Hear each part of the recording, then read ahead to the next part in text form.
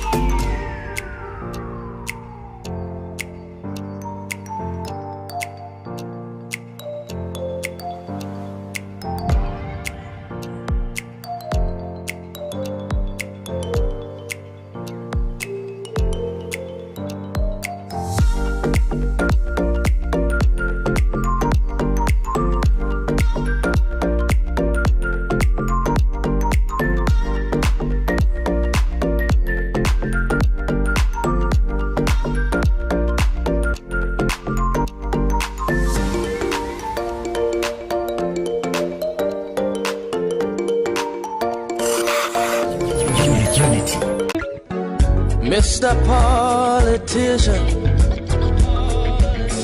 it's good to see you again. Thank you for staying tuned. Thank you for joining us. This is Unity Train on your radio. It's Unity Train on your TV. And today happens to be very, very interesting. It's Tuesday, the 14th day in the month of May. And the year 2025, the year is quite, running very fast, and it has been God all the way, and we really appreciate Him for doing all of this. And it's Unity 93.3 FM from the hills of ZINARIYA here in just North Plateau State, Nigeria, and it's live, and I'm so happy about this. And you can call, join us also on our Facebook page. We're streaming live, and I would really be happy that you do that, because on Facebook you have the opportunity to drop your comments and we get to read them at Unity Radio FM/TV Jaws. Asia Adam is my name. You can call me Kobe and I'll be just fine. Alright, we have 3 segments to this very program. The first 30 minutes from now on is going to be review, and just after 8, the second 30 minutes, we would unfold a topic we discuss at length, and you'll be a part of it. And the last 30 minutes from 9 to 9:30 is going to be your time, and we call it interactive. And I want to believe that you will stay tuned with us even till that very time. In the studio this morning, I'm so privileged and happy to have to my right-hand side, Barrister Paul Zaruma, that very man who believes in the fact that there is no reasons to be biased when you are analyzing. And so he's in the studio and coming your way with nothing less than a big good morning, so stay tuned for it. A big good morning to listeners and viewers. Good morning to good afternoon and good evening, depending on where you are receiving us from. It's pleasurable being here, and then I do hope that you have a wonderful time with us in this program, this segment of the program. All right, lovely. We hope to have Professor joining us anytime from now. He has a very tight schedule. Ordinarily, he is not expected to be in the studio, but of course, I would prefer that if he should have the opportunity, even virtually, he would join us, because there could be issues that he would also want to update us on.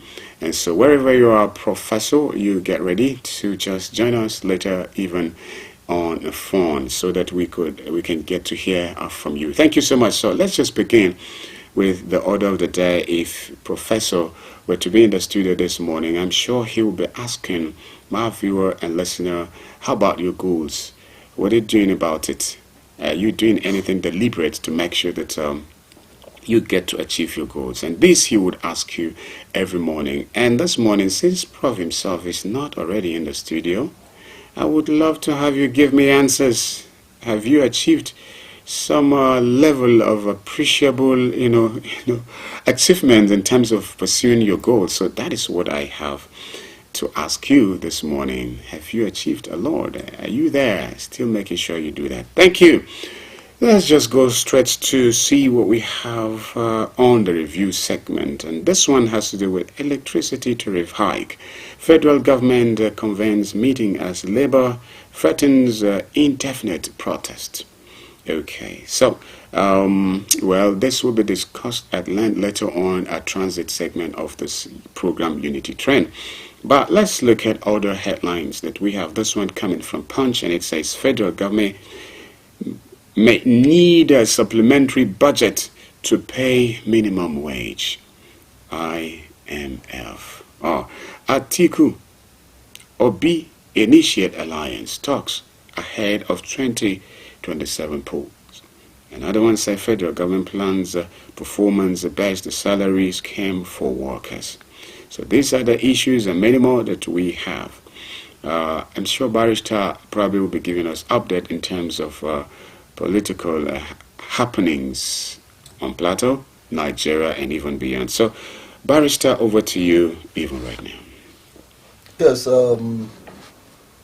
Atiku was able to have a meeting with Peter Obi. I think it was Peter Obi that initiated the meeting, and they had meeting. After that, he also met with Saraki, and he met with Lamido. And in 2019, Peter Obi was a running mate to Atiku. And they really gave APC a running battle at that time, because as of 2019, Buhari was having a dwindling public image. So that battle was they really gave him a running battle that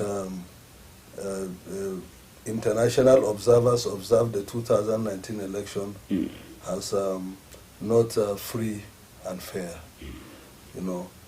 And you remember that the forces between Atiku and Peter Obi was a very strong force, to the extent that you remember the body bag threat by Erufai when he threatened international observers. When international observers were telling INEC to ensure that the election was free and fair. And then Erufai threatened them that if they interferes with Nigerian election, they will be taken back home in body bags. So apart from the body bag threats, there were many threats here and there. So after the election, it was the election was reputed to be one of the most violent and not transparent election. Okay. Be that as it may, Buhari won that election. He won his second time in office in that 2019. And after winning the election in 2019, Atiku and Obi splitted in 2003. In 2023. In 2023, again, if you look at the indices that played out, Obi went to Labour Party, has very quietly, but he exploded like a dynamite. And if you observe the political atmosphere as it were, you you will know that the Peter Obi impulse is still in the political atmosphere. Particularly, if you observe the impulse in the social media, the X handle, former Twitter, and other social media space, and even in the conventional media, if you observe the general impulse of Nigeria, you could see that the steam of the obedience wind is still there. So a combination of Atiku and Obi, even not in terms of one deputizing for another, will be a great force to reckon with in the 2027. Now, in a swift reaction, the PDP spokesman said that everybody has the right to unite. People have which is constitutional. So he said that it may not be political, it may be political, but every Nigerian have the right freedom of association, which is true. And then he didn't disclose to the media some of the details of the interaction. So up till now, the details of that meeting is not yet out. Then in another reaction by the APC spokesman, Ibrahim Bala, he pointed out that that even if Atiku and Obi should come together, that the APC is going to defeat them blue and black, just like the Buhari defeated them in 2019. He further added that that this is time for governance. This is not time for politics. But you will agree with me that politics and governance are intertwined. Yes. Okay. So, and according to him, he said that it is too early to begin to talk about 2027 now. However, just like I earlier pointed, when you bring politics and governance side to side, they mingle together. So and even governance itself, your performance indices will also influence the output you will get. So you see, even governance itself is politics. Yes, governance also is politics. So whichever opposition, or can I say, opposite political parties have a way of trying to undermine issues. And you know that in that 2023 election, there was an attempted alliance between Peter Obi and Kwankwaso, even though it failed. So people were looking at the alliance between Atiku and Obi. So many things will come into play. Number one, who will be the president this time around? Will Peter Obi still go and deputize for Atiku? Being that it may be that by the political, by the culture entrenched in our political landscape, there is zoning arrangement. So would Obi deputize for Atiku? And that is where some argue that the ideological difference between the obedience and the articulates, so to say, is a very fundamental one that some people believe that the alliance may not likely work. Okay. And then there are other school of thought that are of the view that Atiku may play a pivotal role in pushing for the candidature of Obi for the South to finish their second 4 years, wherewith power may return back to the North, and he will also expect another support from the South. Now, another factor is the regional factor. Would the Yoruba part, the Southwest, would they key to that arrangement? So this is another factor. Then there are other indices that are playing out in the background. Where are the likes of the Konkoso? Where are the likes of Erufai? Would they key into that arrangement? And some people say that if the likes of Erufai, Atiku, Konkoso, and Peter Obi come together, that whoever they present may likely have the day, particularly having regard to what Nigerians are going through today. Yes. So you can see these are some of the things. The days ahead will reveal further details and further gimmicks playing out in the polity. So, however, Peter Obi is gradually trying to make inroads in the north, in the core north. And you remember very recently too, His Excellency, the former governor of Kaduna State, Rufai has been, making some consultations, visitations and courtesy visits, to people, stakeholders in this very country. So that too, you begin to ask if he is vying to be some sort of, the man to lead in any way, or just wanting to gather support to also have for himself those who his followers and loyalists, to give into any candidate who will emerge. I mean, who would want to, pursue when 2027 comes. You see, just like it has been said, that politics is a game of number. So, as it is now, the general political sentiment in Nigeria is that the South should complete their 8 years before it will now move. Is this constitutional? No, it's not constitutional, but it has been entrenched in our political culture so much so that it has become like a political norm. It has become like an unwritten. It has become an unwritten law. Okay. Yes. So, and then some of the political parties have also written it in their laws. And I think I went through the APC constitution. Rotation is there. I also went to I also look at the PDP constitution. Rotation is also there. So it has become a law, but in our constitution it is not there. So it can be breached because wherever there is a conflict between the 1999 constitution as amended with the party constitution, definitely the constitution of the Federal Republic of Nigeria will prevail. So you can see that these are some of the things that are going on. So this arrangement is not constitution. It's not constitutional as long as the 1999 constitution, but it's entrenched in various constitutions of the political parties. I have not have the privilege of going through the Labour Party constitution, but be that as it may, the days ahead will reveal a lot of intricacies. Yes, Barrister, this is politics, and you are very, very unbiased when it comes to political analysis. And, on the plateau too, we have a lot yet unfinished, though it's time for governance. But like you have established already, governance itself is politics, and you can start that politics itself is governance, because whatever good governance that that is visible to ordinary citizens, it counts during elections, and so it's politics in some way. We have the issues of having the rest, state assembly members whom are yet to be sworn in, and we also have the issues of local government elections, and these are two political issues on the plateau, and there's few other states.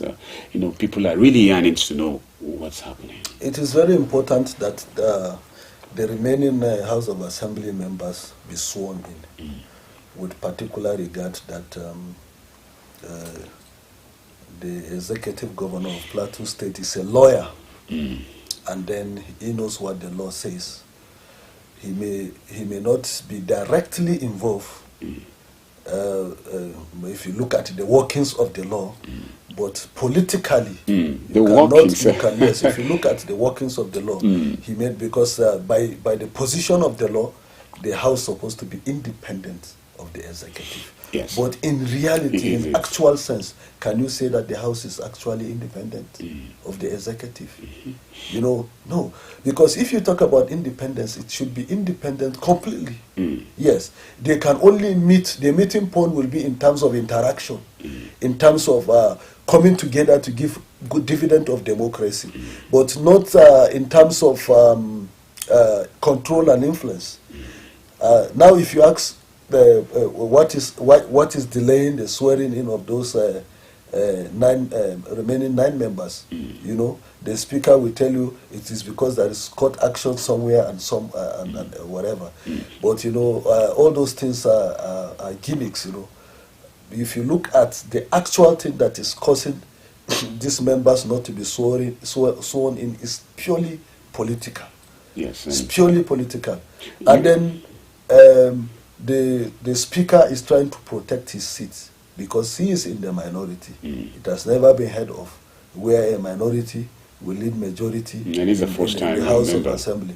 Yes, this is the first time, and you can see that the politics that is being played out in the House, it's such that if it is not properly handled, it's going to give a negative effect come 2027. Yes, for every plateau person, it doesn't matter who actually take leads in terms of ensuring that this remaining assembly members are sworn in. All plateau people seem to understand is that the governor has not sworn them in. And so some are of the opinion that it will affect. If it takes longer than it should be, it might affect people's decisions to align or to prefer or to even continue. With now, if you look at it now, those 9 state constituencies have been denied the dividend of representation from last year, and now very soon we'll be celebrating the first year of their being in office. And then very soon we'll be celebrating Democracy Day. By June 12th, we'll be celebrating Democracy Day. By May 29th, we'll be celebrating the handing over from the military regime to the Fourth Republic. So you can see, with this development, those constituencies have been denied constituency allowances, constituency projects, constituency representation, and there could be law that would have been developed from those various constituencies. They have been denied that privilege. And it's counterproductive democratically. So if you see that some of these things that are happening are undemocratic. Some people say, yes, the court decide. You know, there is one thing. Once the court decide, you don't choose which of the decision to obey and which one not to obey. So we are calling on the authorities to obey the court decision, and then it is also affecting governance. The House of Assembly hardly meets because of this development, and by implication, it is affecting governance in Plateau State at large, because last time they had about 4 months of leave, and after that 4 months, they hardly sit, you know. There are so many bills on ground that have not undergone through legislative processes. There are so many motions of urgent public importance that have not been moved. There are so many things. In fact, the House of Assembly, as it stands in Plateau State, is stagnant. So it's denying us the dividend of democracy, that vibrancy that every arm of government should contribute its own quota for the to create a kind of a complex kind of dividend of democracy, but they are denying us that privileges. So at least as long as Plateau State politics is concerned, the legislative arm is moving at a very, very terrible pace, which if something is not done immediately, we wouldn't know the consequences. And some of these things is a time bomb. As it is accumulating and time is going, so many things is coming up, it may come with a negative effect. Now, well, back to saying, and then again, the APC as a political party has also failed those 9 members. I don't see that force. APC is not an opposition. It may be an opposition in Plateau State, but nationally APC is not an opposition. So you could see that APC as a party is failing Plateau. Those legislators, terms of being a voice, and then in fact, it's not only failing those legislators; it's failing Plateau as a state. Now, since Lalon have accepted the position of, since Lalon returned back to the Senate, the space for Plateau has not been occupied, and by the Constitution, at least there should be a one minister at least from each state of the federation. So, and most of these states, they are having their minister, except from also that of I think is it Rivers or Cross Rivers, where Beta Edu comes from. Then Plateau State was also denying that representation in the Federal Executive Council, and we've heard which is very even less about the pursuit. I believe that from now, from the time that Lalon left that office to now, if we have had a minister, we would have enjoyed dividend of democracy one way or the other, because Nigerian kind of democracy is such that it is a representative democracy, such that every region or every component will want to be enjoying that dividend of democracy, by virtue of having a presentation. So now every meeting that will be discussed in the Federal Executive Council, Plateau State is being denied representation, and then all issues relating to Plateau State, as long as the Federal Executive Council is concerned, cannot be well articulated. Oh, that is. You're bringing another point here, and of course, distinguished Senator Lalong as it is right now, he too must have a part to play in terms of making sure the slots that belongs to us, Plateau, is followed, and then let's just have what belongs to us. The party at the state level are supposed to be pushing for it. Distinguished Senator Lalon is supposed to be pushing for it. Distinguished Senator Dicket Plan is supposed to be pushing for it. The likes of Idris Maje. Idris Maje, being a former deputy speaker, is very, very influential in the House. Even though Idris Maje is one of our most influential House of Representative member. And then another very influential member is Gagdi. Gagdi is Gagdi can leverage on his close relationship with the chief of staff to the president, and also other people at the corridor of power and other people in the corridor of the House of Assembly to also galvanize the position of Plateau State with respect to our Senate, the vacuum being created by the absence of Lalon in the Federal Executive Council. If you also look back at our representative, nobody seems to be marshalling that point at either the National Assembly or even at the media platform, because these are all platforms, and because of your influence, because of your capacity, because of the power, because of the space you are occupying, you can also use the media space, you can also use the House of Assembly, the more you have position, the more platform you have to ventilate whatever, or to marshal the point you want to present. But we seems not to be, we don't see that to be playing out in the APC. The acting spokesman of the APC, that's Shutubamei, is doing very well in articulating those points. We lost the spokesman of the APC, Fidelis Namman, may his soul rest in peace. But he was doing his part very well before his eventual demise. But now the acting spokesman is also pushing a point. But I don't see, I don't seem to see the forces coming together and marshalling their point. And Barrister, like you're pointing out right now, it's not about APC as a party, but it's about Plateau, being represented. Yes. So it's not a party thing here. So every one of us from Plateau. Now let's talk about this. Once you have your complete House of Representatives, your complete House of Assembly members, once you have complete House of Representative member, you have your complete Senate, you have your complete representation at the Executive Council, National Executive Council, Federal Executive Council.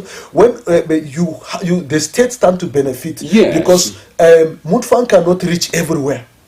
So yes, and he cannot also attend to every issue, and the State Executive Council cannot reach everywhere. They cannot also attend to every issue. That is why we need the local government chairman also to play their role. We also need the councillors also to play their role. So you can see that every of these indices are very important democratically. So when we are talking about this space of Plateau State, it is not about political party, it's about general interest of Plateau State, so that they complement each other. You can see that when Lalon, during Lalon's birthday, Mutfan also celebrated his birthday, other politicians. So there are certain things that is not all about politics. I tend to agree with Ibrahim Bala, the APC spokesman. As long as governance is concerned, politics should be suspended in a way.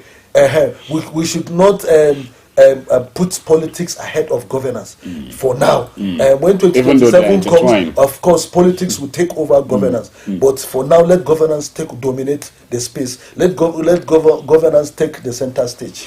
All right, thank you so much, Barrister. It has been a wonderful ride already, having you taken lead on this. Our viewer and listener, is 8:30 a.m. this morning, and it's time for a short break. We'll go and then we return, and when we do, I want to believe again and again you will enjoy it because you have an opportunity to be a part of it. Stay tuned. Mr. Politician, it's good to see you again. It's been so long since you've been here. You had me thinking you were dead. How's your taxpayer mansion? How was your Unity? Unity TV.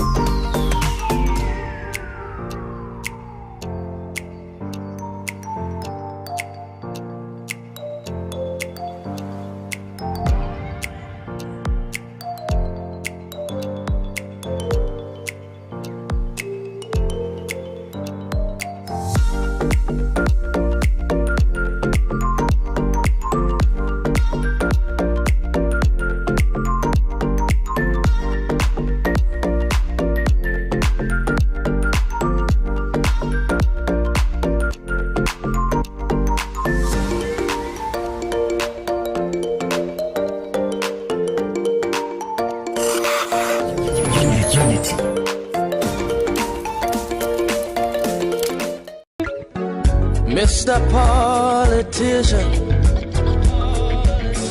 it's good to see you again.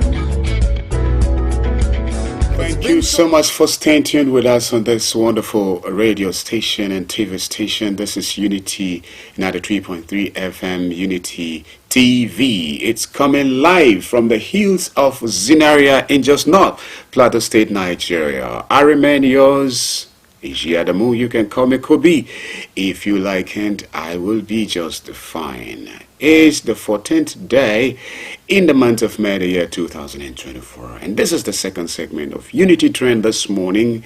Just after this very segment, it will be the last one where you will take the lead. We get from you or the direction of conversation or discussion that you would prefer. Before then, we are streaming live on Facebook. You can be a part of it at Unity Radio FM/TV Jaws. And get ready also, begin to prepare your text messages. I get to read them on 0808 478 9999. And in case you want to promote your goods and or services, do well to contact Unity FM SIM on the number 0808 478 9999. Be a part of it, and I'm sure you will not regret doing that. Now, let's just look at the issues that affect your humble self and myself in terms of electricity tariff hike. It has been an issue and it has remained an issue to talk about. How is it affecting your business? How is it affecting your family? How is it affecting just anything around you? So that's what we'll be looking at even this morning. So be a part of it. The studio line will be on just in case you have any contributions as regard how this electricity tariff hike is affecting you. we'll be picking your calls in between the conversation. So, Barrister Paul Zaruma remains, and he's still in the studio. And wherever you are, Professor Bamayi, we just pray that you are fine. And in case anyone is going through any health challenge, we pray God remember you, not for judgment, but for healing. So thank you for being there. Barrister. Yes, still on politics. Yes, we are moving now to what concerns every Nigerian. Yes, yes. But politics we're also, too. Yes, we are moving down to the River State, Wike and Fubara. Now, in politics, you know, you hardly go into the politics without having the social quantum. Now, you must have a very good social network. So, one people or the other will play a very critical role for your emergence in any position.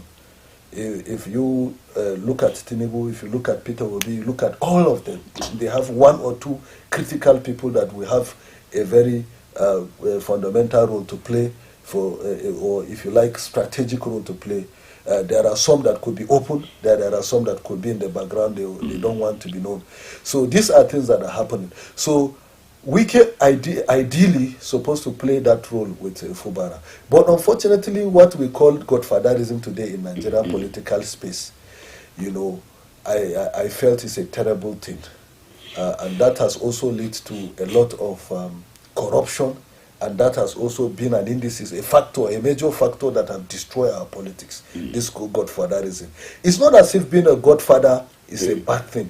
If you look at even the concept of the godfatherism, where it came from, it came from some church cycle, which is not at all a harmful something. But our politician has polluted it. The intention is for good, but the end result is not.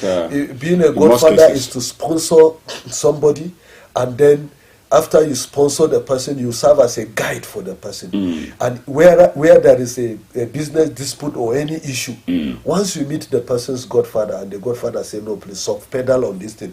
You know, you cannot be a human being, a rational human being, a normal human being, that you don't have one or two people that will tell you stop this thing and you will not stop. Then that means something is fundamentally wrong. That means you are a narcissistic person.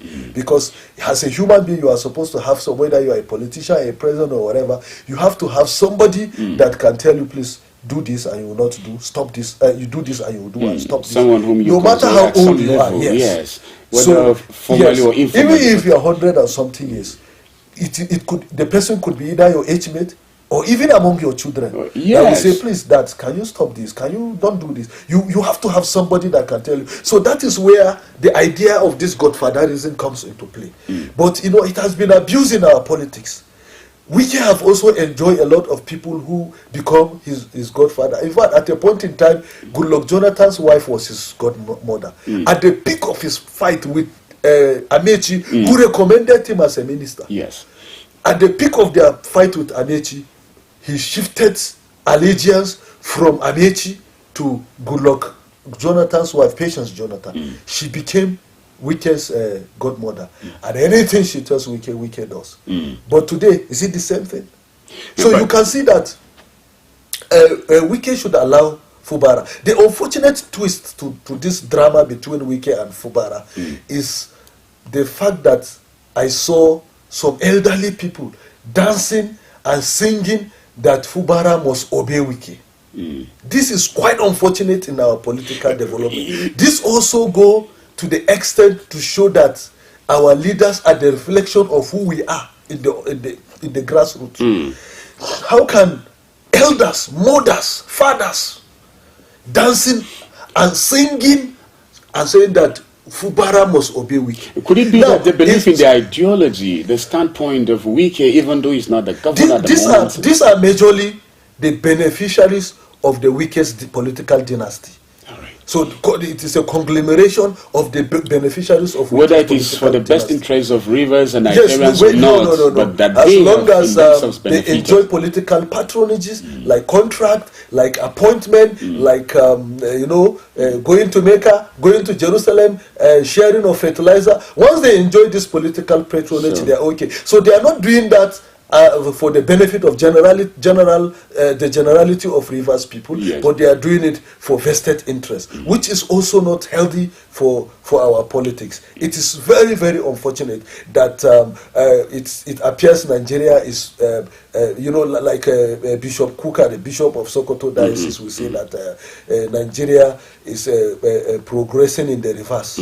So, that our progress is a reversal kind of progress. So you can see this is what is happening in rivers, and that is very unfortunate. And you can also see that one of those people that fell out with Fubara, those loyalists to Wike, came out publicly to say that, okay, that it was Peter Obi that outrightly won the River State, that he was one of the people that changed the result of Peter Obi in River State. So just imagine the score that Tinubu got in River State. When you add to Peter Obi's score, maybe Peter Obi wouldn't be the third in the election. Maybe. I can't remember the figure in but be that as it may be, the man came out publicly and said that Peter Obi and APC won River State, that they used their hand. In fact, he was bragging about it. He said that they used their hand to twist the election. And now this is where our electoral law should come in. We say that there are offenses, there are criminal offenses, that any electoral offender will be prosecuted. That is where our electoral law, that is where INEC and other agencies should have come in and say, okay, you are the person that rigged this election. You are even proud to say it. In fact, this thing is even more urgent. Electoral offenses is suicidal. When I mean suicidal, is generally it is collectively destructive. Right. So it is colossal to Nigeria as a country. So they would have come with a lot of force, more than this prosecution of those who are spreading naira. Those are the kind of people that we should have pursue and deal with. And this point brings us to the fact that if you see okay, now, like some of the cases, like the Adamawa man that is being prosecuted, what has happened to the case? You don't hear anything about the case again. Some people who came and they look at this woman that stood her ground in Abia State. Look at the dividends of democracy in Abia State. Okay, in fact, the governor of Abia State is one of the shining lights as long as Nigerian politics is concerned. That governor is changing the narrative as long as Nigerian political narrative is concerned. So you can see that if that woman had compromised that election, the Abia people wouldn't have been benefiting this dividend of democracy they have been to. The development in Abia State is massive. Leadership is, in fact, recently he said that the government will only pay those who have physical certificate that is verifiable. You can see that the forces that have been suffocating Abia State are now rising against him. But you can see that the man is a well-determined person, is a very strong leader, and I believe that he will continue. Okay, we're still talking about godfatherism. Yes. Of course, we already told our listener and viewer that in between times we'll be picking some of their calls. So please, let's just do this and hear what directions we have. Hello, good morning. All right, we lost that. 070-3235-3315 is the studio line. In case you want to be part of this segment of transit, that's what we call it. We're just talking politics at the moment, but of course we desire to the conversation or topic that would dominate this segment should be that of electricity tariff hike. Hello, good morning. Good morning, Fuji. It's good to have you. Good morning, Barrister in the house. Good Thank morning. you. My name is Navid, calling from Terminus. Mr. Kingsley Barnabas, I believe. Yes, sir. Please go on, sir. What I want to say this morning is electric tariff is too high. All right. For my side, now, some people doesn't even buy the tariff again. When they are inflation, just to abandon it. People are struggling to like they're using the candle and they're calling it a chibaraba. All those thank you. You understand? Yes. Now, are we living age of 80s to 50s, or we are living the age of 2000 and up?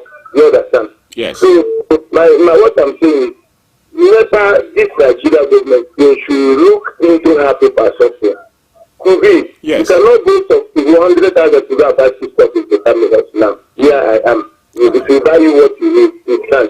Yes. When you buy food of something of 100,000, you ask yourself, buy lots money, it might be difficult. So when you see that, at least see that same thing is friend.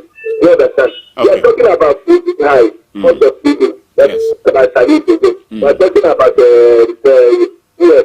People are suffering. This government should look into how people are suffering. You know how many people are killing themselves because of how things is hard for them. And another one I want to tell you, we should leave River State alone. All right. River State does not vote into power. They only vote for Bala into this power. All right. So Mubarak cannot go to SPC and tell me what to do. You understand? Let them leave this work for that region aside. We should face his pain where he is in Abuja. Leave Fubara alone. Let Fubara face River State. River State voted Fubara again. Not to reach it.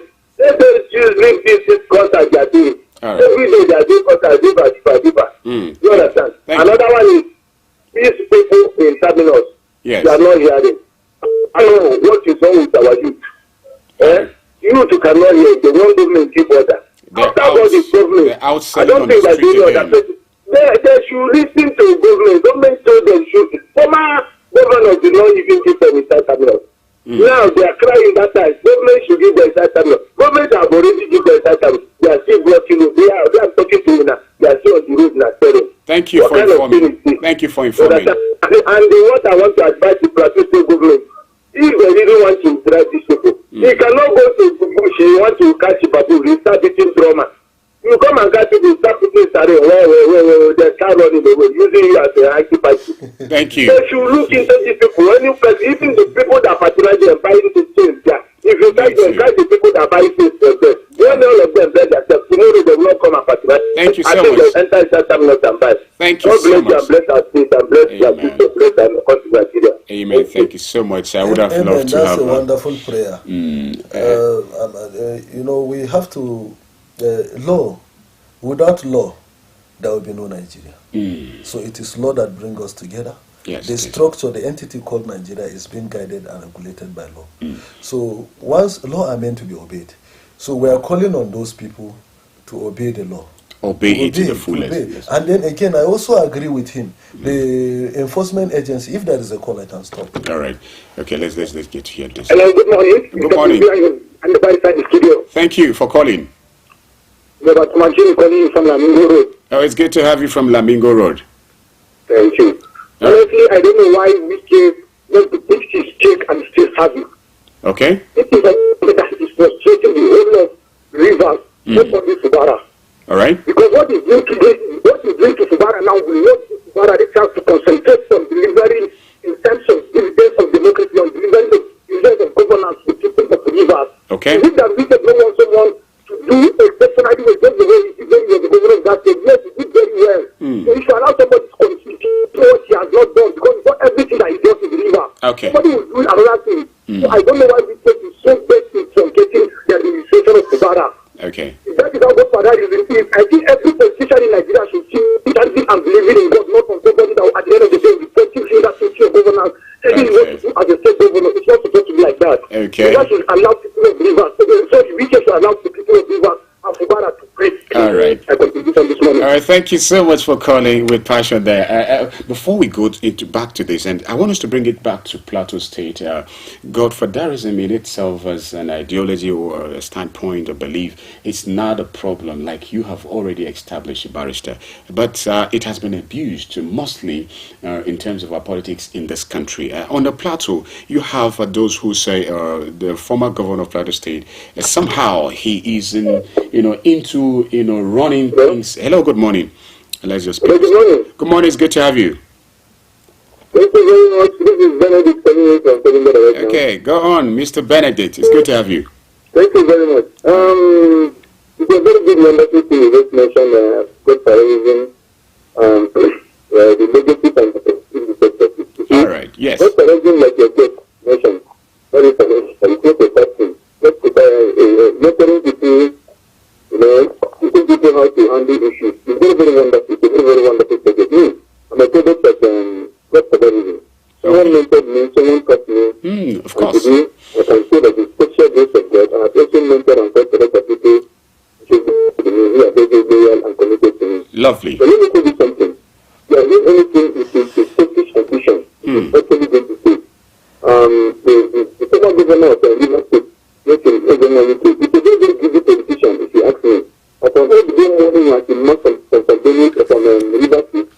also becoming the minister of the APC, what else does he want to do?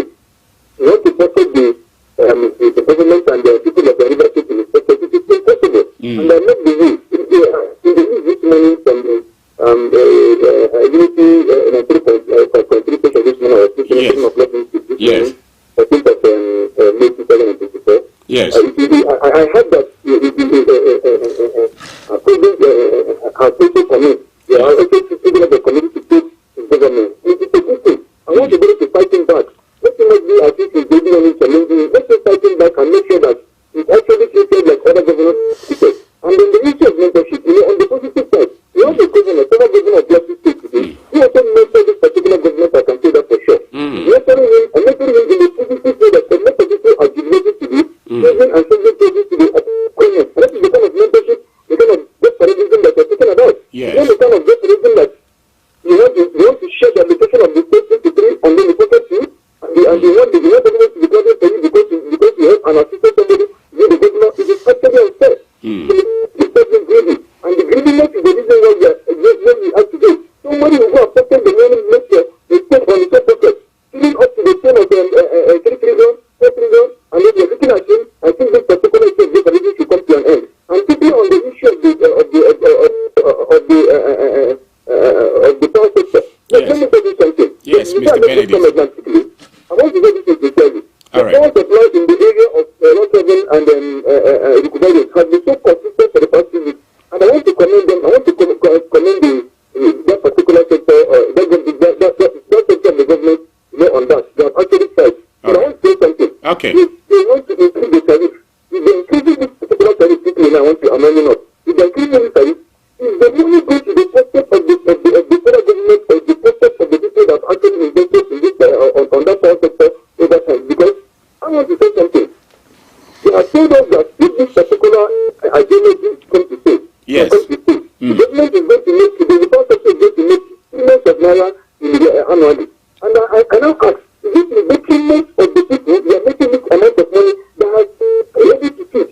That even the two countries cannot be able to take them good from the offices, from the fact that we get this money. I think this particular policy should be reversed for the interest of the masses and for the interest of Nigerians. All right, thank you. Thank you very much. A lot of points there. I want to start from the very first point made by Mr. Kingsley Barnabas Nahude was. He said people are referring back, going back to old days where we used to use, he mentioned Achibalbal. You can imagine how dangerous this can be. And for us, and we think we've said bye-bye to such a life and we're coming back. And earlier on, you made mention of cutting from the idea of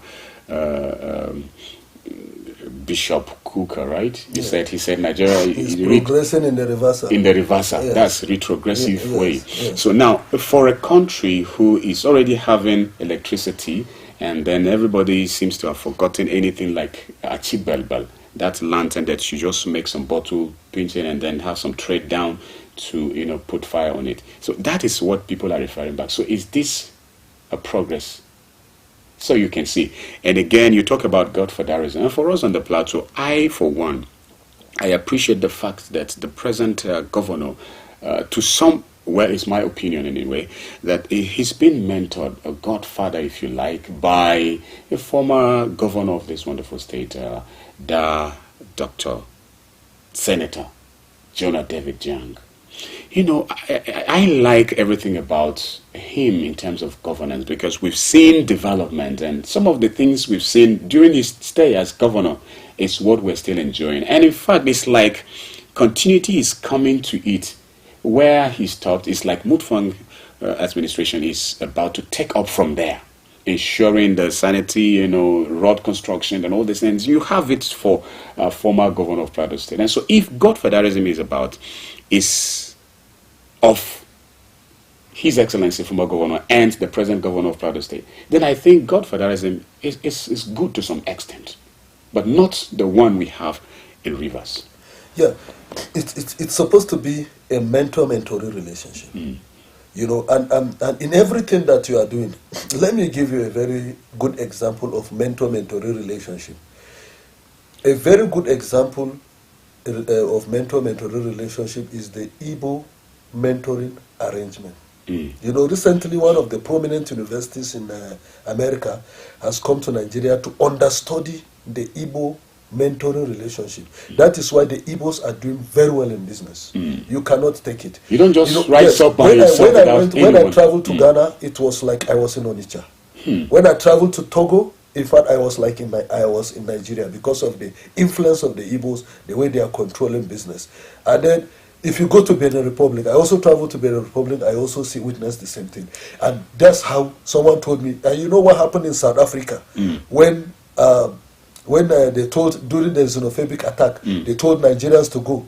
When Ellen Ayema said he volunteered some of his plane to move Nigerians back, Ramaphosa had to go to the airport to beg Nigerians, please don't go, because it will create negative effects in their economy. Because they know that these Nigerians were undervaluing, they have value.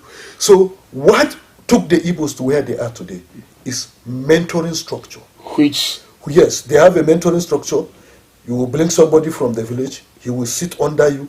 And do you know one thing that Americans say that is unique and spectacular about the Igbo mentoring arrangement? The man will not only learn business, he will also learn, sit in your family, see how you relate with your family. So he is also learning how family relationship is. And that is why, even as a lawyer, I can authoritatively say that divorce rate in the Igbos, I'm a lawyer, there are divorce cases in court, you can go and check. Divorce rate among the Igbos is very, very minimal. In some cases, you will even see a situation whereby the man is the manager of the business, the wife is the secretary. Yes. So you hardly, it minimizes temptation, all these little girls that will become, it minimizes temptation. So you can see that divorce rate even among the Igbos is very, very minimal.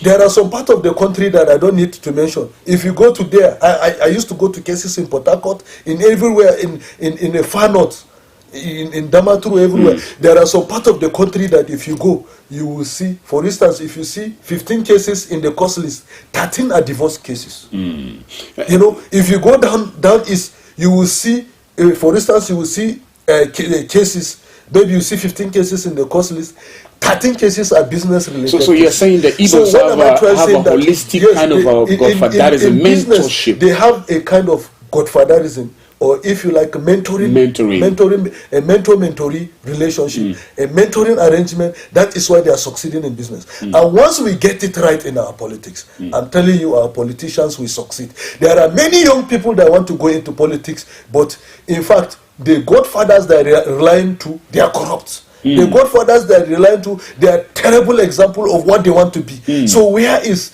that structure? The political structure is not there. Yes, people are saying that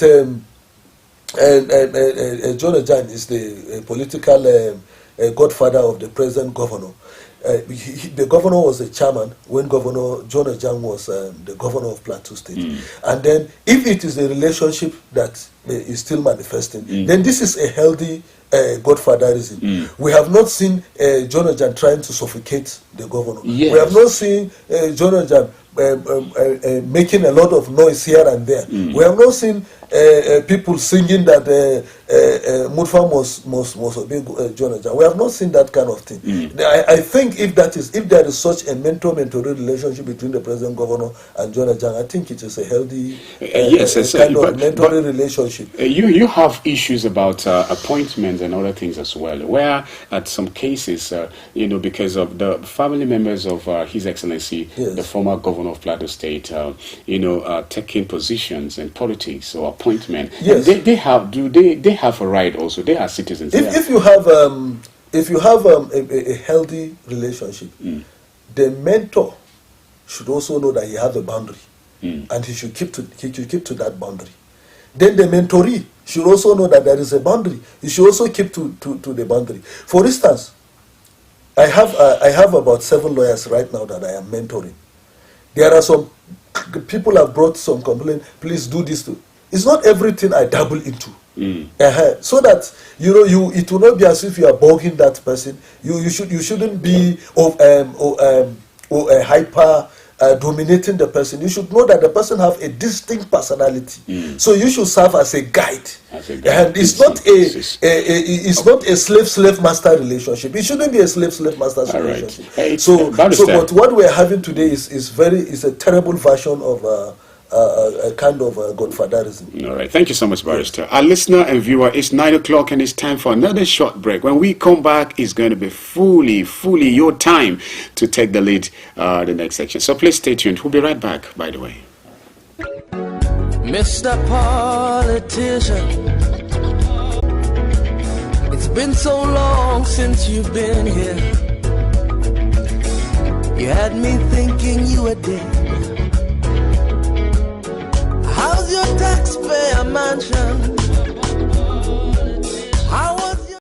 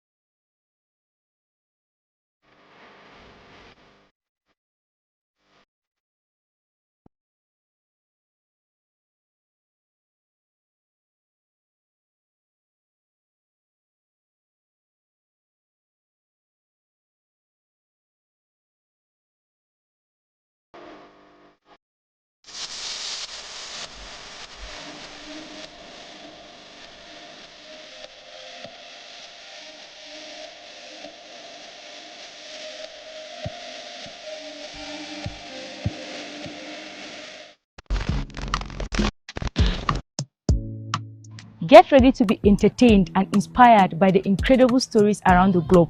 Don't miss out on the excitement. Hello at Work is an ultimate TV program that brings to you the interesting stories and daily happenings worldwide. Join us Mondays and Thursdays 10 a.m. as we dive into the daily happenings and stories. Tune in and stay. Say hello to the world as you bring in your ideas, as it is a perfect blend of entertainment and information. Get ready to stay up to date while being entertained. Mr. Politician, it's good to see you again. It's been so long since you've been here. You had me thinking you were dead. I'm so glad to say welcome back. This is the last segment of Unity Trend this morning. And don't forget, it's Tuesday, the 14th day in the month of May, the year 2024. All right, let's begin. The studio line remains the same, 070-3235-3315. If you call, tell me your name and location. You go straight in a minute. Let's have your submission. And in the studio, it has been Barrister Paul Zaruma, unbiased political analyst. I want to say a very big good morning to Mr. Rabiu, head of admin, Unity FM and TV. I pray that you recover soon and rejoin us. Thank you. I wish you quick recovery. Thank you, Mr. Rabiu. Yes, and again, happy birthday to my very own friend, Godwin Nwachukwu. It's your birthday, and recently too, this footballer, David Abo, his birthday too, last week, I want to believe. So happy birthday. It's better late than never, Barrister. So thank you. Now on Facebook, it's Unity Radio FM/TV Jaws. We'll be able to read your comments if you do that. Thank you so much for always being there. So let's just begin. Hello, good morning. Good morning, Dr. Thank you for joining us. I'm very kind. You're welcome. All continue to bless you people for your good work. And you too. Thank you. Thank you. All right. You see, my take on the electricity hike. The Nigerians are paying for what they are not getting. Okay. Some people can live for 24 hours without paying light. And on the other hand, in this system, by paying by this, can our leaders accept that maybe when it is 2027, let them pick up the fund so that we can pay? That's my major question sometimes. You see that some of the things that our leaders are doing is unconscious. And on the other hand, if you are saying people are not obeying, other people are not, are leaders still obeying the others? Let's talk about the strategy out of assembly. Okay. And even that for believers, they made a very for Tibara. There was a stopping Tibara from the House of Assembly. So what did he do? He had to even get to the extent of even moving the House of Assembly to the government house. Okay. Where is that done in many ways? Okay. They will have to obey the law, and the presidency by example. It is left to me. If it has to do with the issue of job, but that is the issue of scrap. Any leader who is leading office to allow Nigeria, why are we running a democracy system of government? Because we are a government for things that people and for the people. Thank you. Let the people vote and bring out their leaders. All right. Someone will just come with maybe a friend or so and tell them to be the person I'm presenting. Because that means that they're running a dictatorship, a military system of government. Where you dictate. Thank you so much, Adeomi, for calling. So that time we do the meeting. Please, I want it to be the Nigerians, even though our leaders, will also obey the law.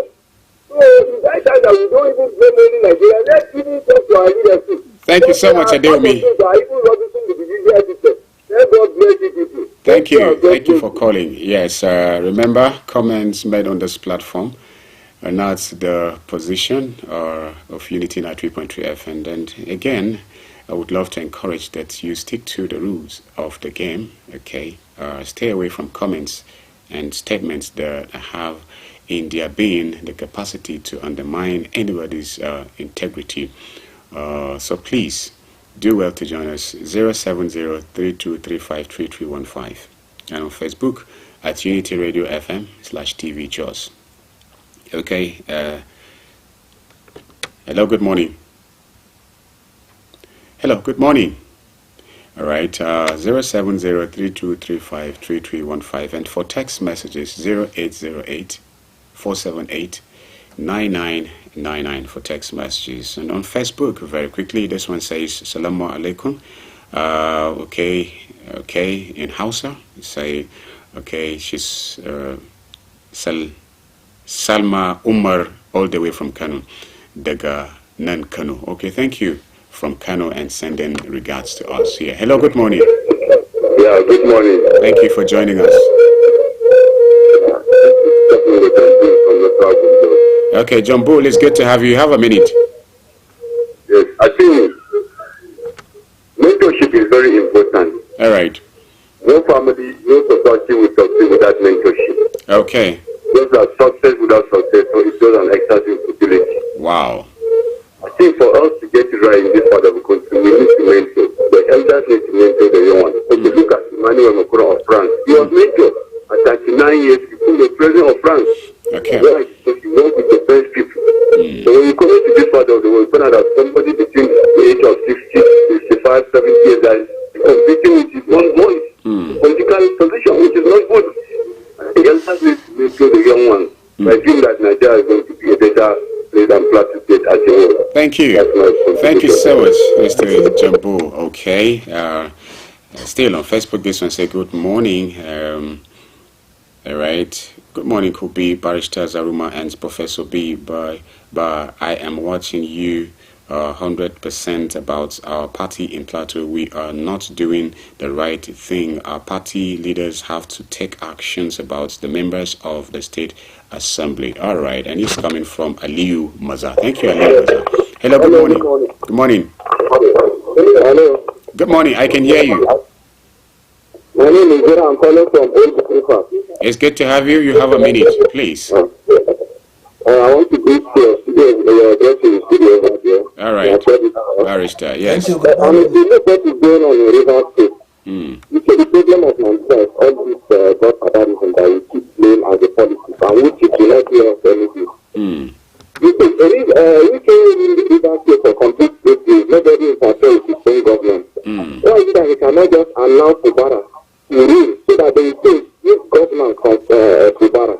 Because at the end of this process, if Kubara did not perform very well as expected, it will be the process which is right because people do not allow him to perform the state very well. Such a person, how I wish that the president can call him to order. And he should allow the man to rule his state.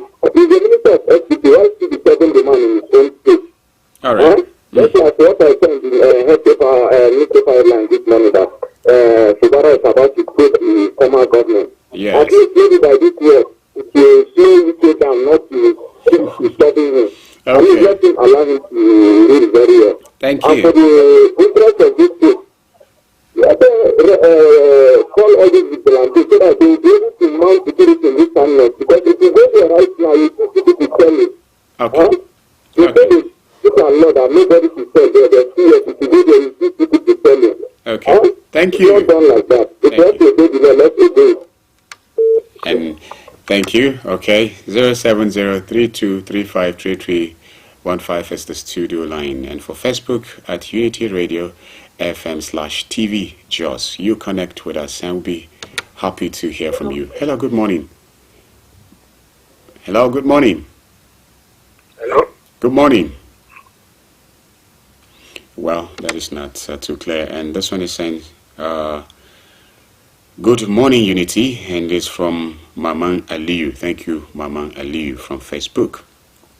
Another one still on Facebook saying, good morning, gentlemen in the studio. I'm very surprised to see Peter Obi visiting Atiku because I believe it was nothing but politics. If Peter Obi decides to join Atiku in whatever party, what will be the end of his dream? Because Atiku will always attempt to be the top beneficiary in whatever decisions they will make. Muhammad Tajuddin from Naraguda.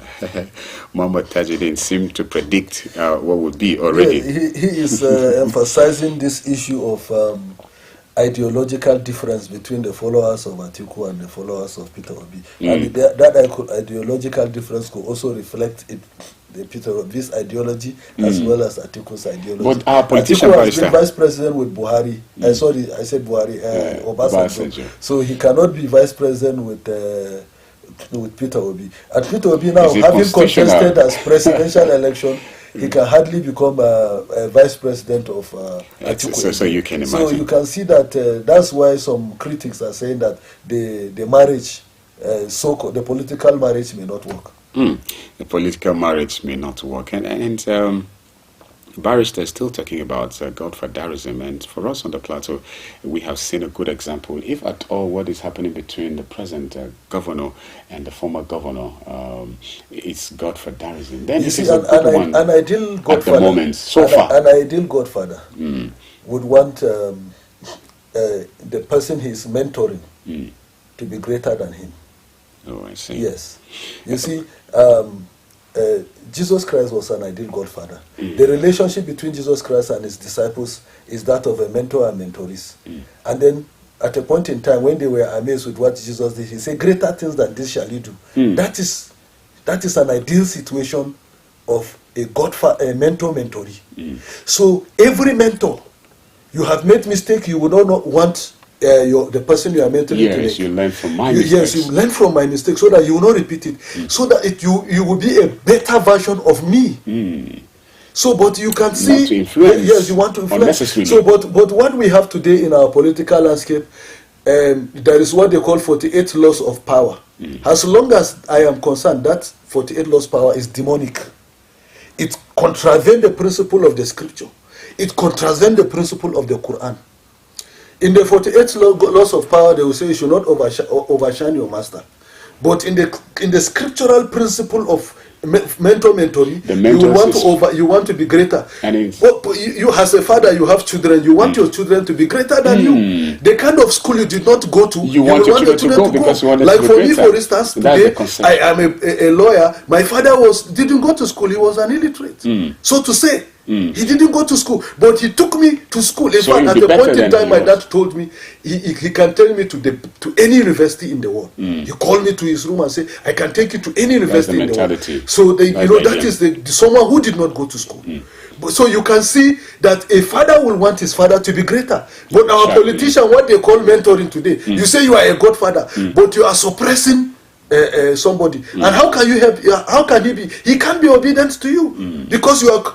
In fact, what they call loyalty is not loyalty; it's subserviency. They don't want you to be loyal; they want you to be subservient. Now, so that is what is happening in Nigeria today. So as a lawyer, as a barrister right now, well, would you if for instance your father claimed any land property that wasn't his, and you know so much that it's not his, and as a barrister, would you stand to make sure that it's returned to the rightful owner? So that's the idea of politics. Yes. Now, for instance, the Fubara's administration is saying is intending to probe the Wike's administration. So it's like wanting to probe. And so, do you think Wike will just sit and watch him being probed by someone whom he thought would cover his, maybe be loyal to him? So yes, this issue of probing, he has provoked his supposedly mentoree to begin to cross his boundary. Like I earlier said, the mentor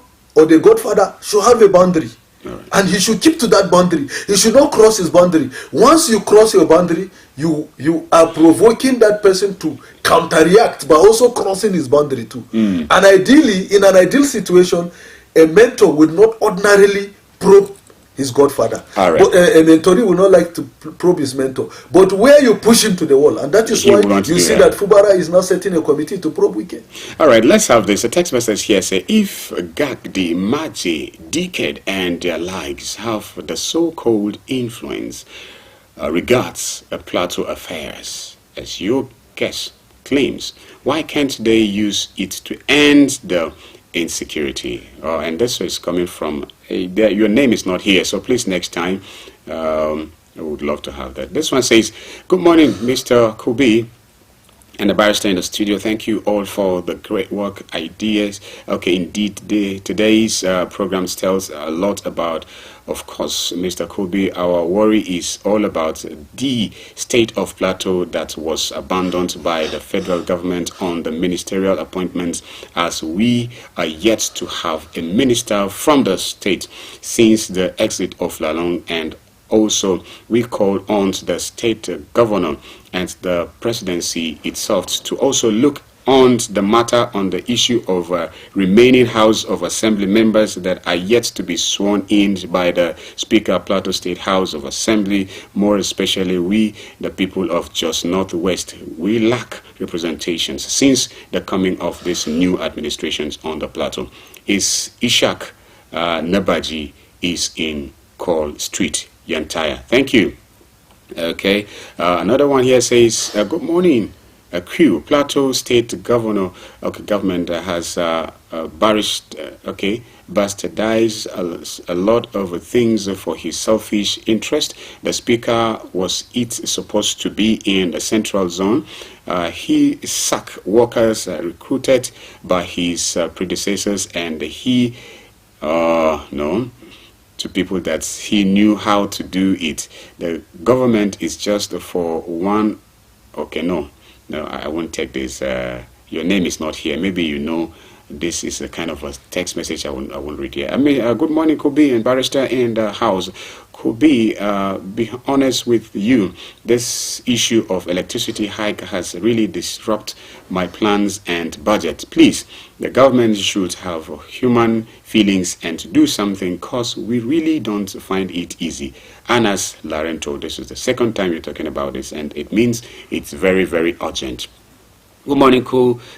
And the barrister Zaruma, kudos to the barrister for the wonderful and objective analysis.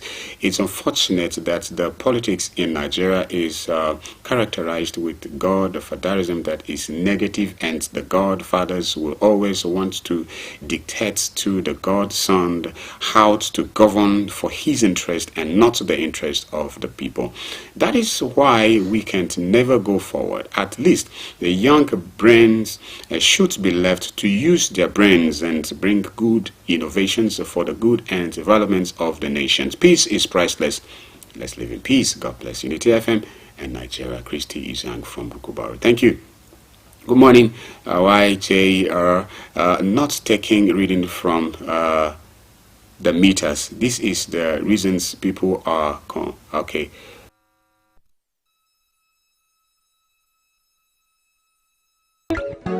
Mr. Politician, it's good to see you again. It's been so long since you've been here. You had me thinking you were dead. How's your taxpayer mansion? Mr. Politician, it's good to see you again. It's been so long since you've been here. You had me thinking you were dead.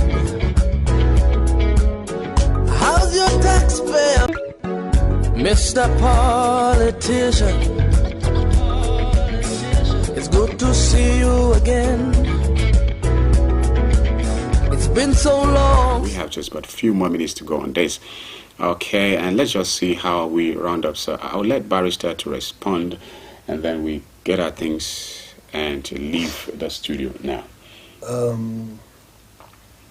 Those people, a lady asks if I talk about Idris Maje, Gagdi, Dikin Plan, and all these people, they have influence, and what they have not. You see, some of these insecurity issues, they have one role and the other that they can play. And some of them have also been playing that role significantly. You know, but the dynamics of insecurity is such that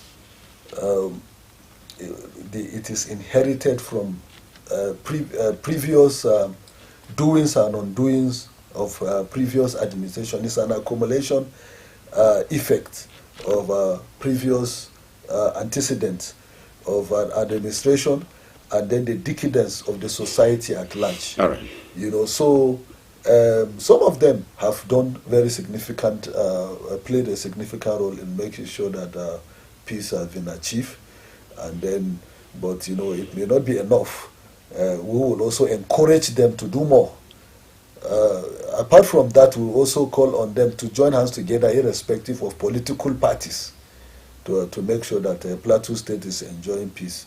Right. You know, it's just like asking why was Buhari the president of Nigeria and still Katsina State was witnessing insecurity, or why is Tinubu the president of Nigeria, or just like we pointed out yesterday, was it yesterday or so, that Alex Bade was the chief of air staff, and yet the Bade village was attacked by insurgency. In fact, they used his family compound as their control center at a point in time before they were removed from that place. Right. So the same thing happens to, presently is going on in Zamfara State, like Prof rightly pointed out the other day.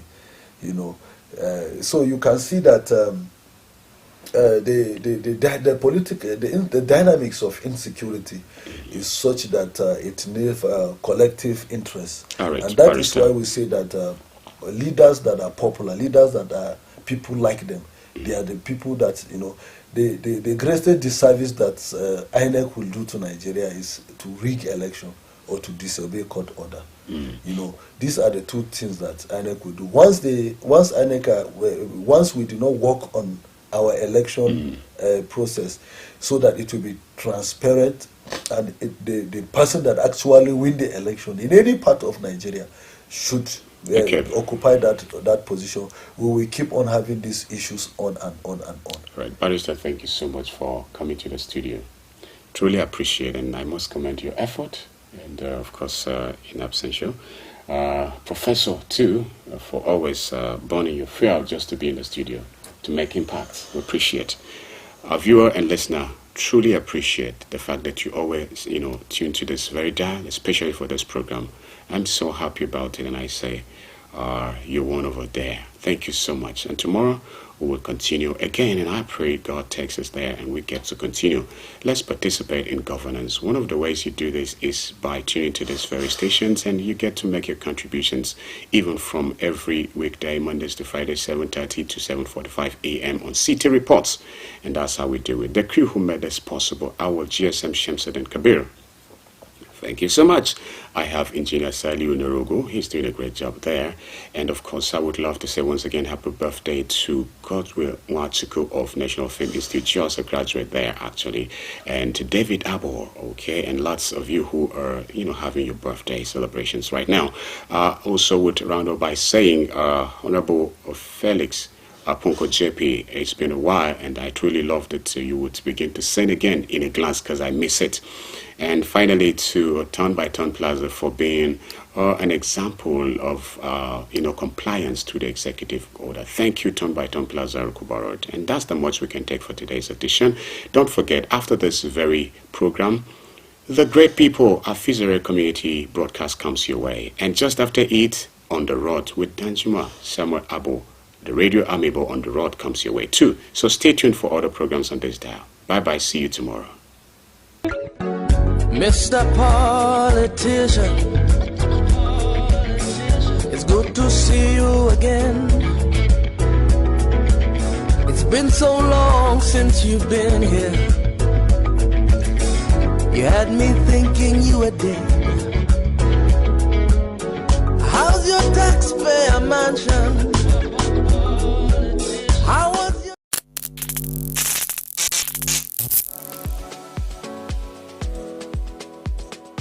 Are you bored and need some company? Get a TV experience like no other on Unity TV. We are turning up the hits with captivating TV shows, electrifying political programs,